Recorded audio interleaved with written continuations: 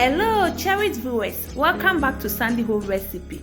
I'm about Sandy Home Recipes. So any day you can I will share a video. Remember rain for subscribing. Now I share, now I like, and when me a notification bell, say the video be able to Musabeka. Nebesua say evaporated milk ice cream using only 2 ingredients. Put the 1 cup evaporated milk bagel measuring cup. Now the 1.5 tablespoon sweet condensed milk account. Now I fed the wedding.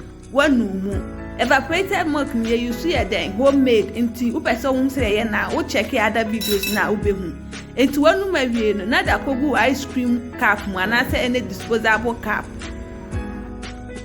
oria na wo the ice cream stick then ahihim no da ko she freezer for 5 hours after 5 hours na dey was 70 ice cream then yes 7 no wow hwe na ko no we hia time bi osisi ana why dey why ye bi Please,